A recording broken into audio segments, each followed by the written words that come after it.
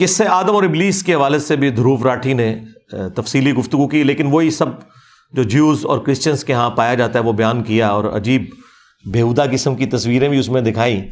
اس کی وجہ سے کچھ مسلمان ان سے ناراض بھی ہوئے. وہ ناراض ہونے کی ضرورت اس لیے نہیں ہے کہ وہ جیوز اور کرسچنس کے اندر وہ سب کچھ چل رہا ہے. ہاں ہمارے لیے تکلیف دہ چیز ضرور ہے، لیکن یہ ان کا عمل کسی بدنیتی کے اوپر مبنی نہیں ہے. انہوں نے ایکسٹراپولیٹ کر لیا شاید اس کو، تو اسلام کا ان تصویروں کے ساتھ کوئی تعلق نہیں، نعوذ باللہ. بہرحال جو جیوز اور کرسچنز ہیں یہ گمراہی انہی کے کھاتے میں، ان کی بھی اللہ تعالیٰ اصلاح فرمائے. تو قصہ آدم اور ابلیس کے حوالے سے انہوں نے بیان کیا اور ایو کا ذکر کیا، یعنی اماں حوا کا، اور کہا کہ چونکہ انہوں نے ہی یہ غلط طرف لگایا تھا آدم علیہ السلام کو، اس کی سزا میں وہ قیامت تک کے لیے اللہ تعالیٰ نے ان کے ساتھ ایک لیبر پین والا سلسلہ شروع کر دیا، پریگنینسی کی تکلیف ڈال دی، اور انسان کے اوپر، مرد کے اوپر تکلیف اور مشقت ڈال دی کمائی کی. تو یہ ساری سزا ملی. یہ سزا نہیں تھی، یہ اللہ کا ڈیوائن پلان تھا. اللہ تعالیٰ نے یہ ایکٹیویٹی پرفارم ہونے سے پہلے ہی فرما دیا تھا، انی جاعل فی الارض خلیفہ. فرشتوں کو کہہ دیا تھا میں زمین میں عنقریب اپنا خلیفہ بنانے والا ہوں. اور بعد میں قصہ آدم اور ابلیس ہوا ہے. یہ اللہ کا ڈیوائن پلان تھا. ایگزیکیوشن کسی بھی ذریعے سے ہوتی ہے، بہرحال یہ اللہ تعالیٰ نے پلان کیا تھا کہ اللہ تعالیٰ نے ایسی مخلوق پیدا کرنی ہے. تو یہ اللہ تعالیٰ نے ہمارے ساتھ چیزیں جوڑی ہوئی ہیں، یہ اللہ کے ڈیوائن پلان کا حصہ ہے. انسان کے ساتھ جس طرح نیند، بھوک، ٹوائلٹ، یہ تمام حاجتیں جڑی ہوئی ہیں، اس طرح اللہ کے یہ پلان کا حصہ تھا کہ مرد نے جو ہے وہ معیشت کی تکلیف اٹھانی ہے، اور عورت نے گھر بار کو دیکھنا ہے اور پریگنینسی کی تکلیف سے گزرنا ہے. یہ کوئی سزا نہیں تھی، نعوذ باللہ. یہ بالکل کنسیپٹ غلط ہے. پھر اس میں جو انہوں نے بیان کیا کہ وہ سانپ کی شکل میں آیا، اسلام میں کوئی ایسی بات نہیں کہ سانپ کی شکل میں گیا. شیطان کو وسوسہ دلانے کے لیے فزیکلی انٹرسٹ کی ضرورت نہیں ہے، وہ انٹلیکچوئل بھی وسوسہ دلا سکتا ہے. اور بیسیکلی اللہ نے ایک پروٹوٹائپ ٹیسٹ رکھا تھا. دیکھیں سب طرف جنت میں جانے کی اجازت تھی سوائے ایک درخت کے. یہ کنسیپٹ تھا کہ دنیا میں بھی چند چیزیں حرام کروں گا، باقی چیزیں جائز ہوں گی، حرام سے بچنا ہے. اور وہ حرام بھی دنیا میں ہوں گی، آخرت میں انعام کے طور پہ وہ چیزیں مل جائیں گی. جس طرح مرد کے لیے سونا حرام ہے، آخرت میں ملے گا. مرد کے لیے دنیا میں 4 سے زیادہ بیویاں کرنا حرام ہے، آخرت میں یہ کوئی اس طرح کی کوئی ریسٹرکشن نہیں ہے. دنیا کے اندر آپ نے اس طرح کے معاملات کو لے کے چلنا ہے. یہ چیزیں تھیں. تو اس میں کچھ چیزیں ان سے غلوف کے درجے میں بیان ہوئی، وہ اسلام کا کنسیپٹ نہیں ہے، ہم اسے ٹوٹلی کنڈیم کرتے ہیں. اسلام کے اندر قصہ آدم اور ابلیس قرآن کے اندر 7 دفعہ ہے. سورۃ البقرہ کے اندر، سورۃ الاعراف کے اندر، سورۃ الحجر کے اندر، سورہ صاد کے اندر، سورہ بنی اسرائیل کے اندر، سورہ طٰہٰ کے اندر، اور سورۃ الکہف کے اندر. 7 جگہ اللہ تعالیٰ نے اس واقعے کو بیان کیا. اس میں سورۃ الاعراف ذرا تفصیل کے ساتھ ہے، لیکن ہر جگہ تثنیہ کے صیغے سے بات ہوئی ہے. عربی میں جمع 3 سے شروع ہوتا ہے، سنگولر یعنی واحد، اس کے بعد تثنیہ یعنی 2 کا صیغہ. جیسے واحد کا صیغہ ہے مشرق اور مغرب، اور تثنیہ کا صیغہ ہے مشرقین اور مغربین، 2 مشارق، 2 مشرقیں اور 2 مغرب.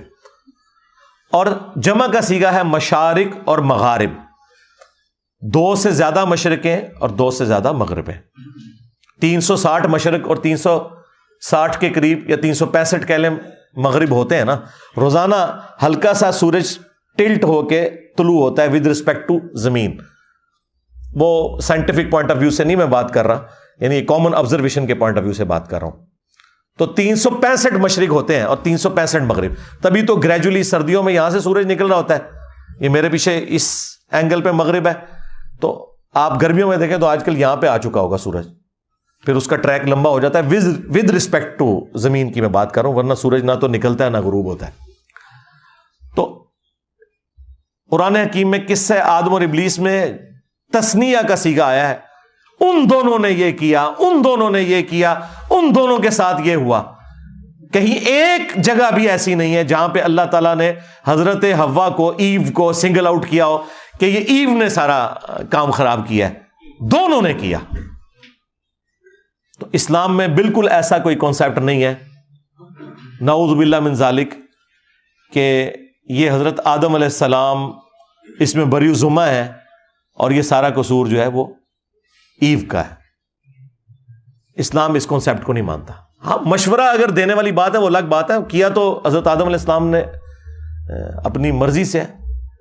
صحیح بخاری میں یہ ضرور آتا ہے کہ مشورہ دیا تھا سیدہ حوا نے، لیکن کیا تو مرضی سے نا. وہ تو کوئی مرد بھی دوسرے مرد کو غلط مشورہ دے سکتا ہے، لیکن جب کوئی کرتا ہے تو وہ اپنی ول سے کرتا ہے، کوئی کان سے پکڑ کے نہیں کیا کسی نے. اسی لیے اللہ تعالیٰ نے سنگل آؤٹ کبھی بھی نہیں کیا، بلکہ ایک جگہ پر اللہ تعالیٰ نے آدم علیہ السلام کو سنگل آؤٹ ضرور کیا ہے، لیکن پورے قرآن میں کہیں ایو کو سنگل آؤٹ نہیں کیا. ہمیشہ تثنیہ کے سیغے سے بات ہوئی ہے کہ ان دونوں نے کیا، ان دونوں نے یہ کیا، ان دونوں کے ساتھ یہ ہوا. تثنیہ کے سیغے کے ساتھ بات ہوئی ہے، واحد کے سیغے کے ساتھ بات نہیں ہوئی. باقی جو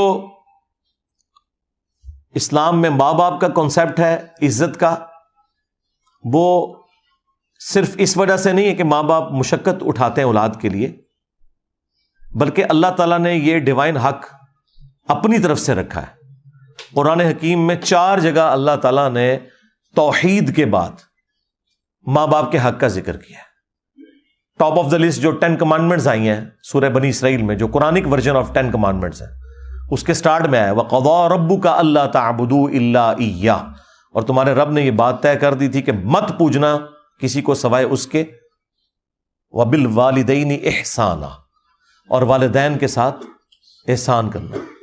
اور پھر یہاں پہ نہیں روکا، پھر فرمایا کہ اگر بڑھاپے کی حالت میں تم ان دونوں کو پاؤ اپنے پاس یا کسی ایک کو بھی، تو انہیں اف بھی نہ کہنا، اور اپنے کندھے عاجزی کے ساتھ جھکا کے ان کے سامنے رکھنا اور ان کے لیے دعا کرتے رہنا، رب ارحمہما کما ربیانی صغیرا، اے رب ہمارے جس طرح بچپن میں کچھ بھی نہیں تھا، کوئی طاقت نہیں تھی میرے میں، اور میرے ماں باپ نے مجھے پالا تھا، اب بڑھاپے میں یہ کمزور ہے، تو ان کے اوپر رحم فرما، آمین. تو یہ کانسیپٹ ہے اسلام میں الحمدللہ. اور ساتھ ہی ساتھ جو یہ حضرت آدم علیہ السلام کے ذریعے انسانیت کا سلسلہ شروع ہوا، اس کا مقصد وہ اللہ تعالیٰ نے سورہ ہود میں اور سورۃ الملک میں بیان کیا، لِيَبْلُوَكُمْ أَيُّكُمْ أَحْسَنُ عَمَلًا.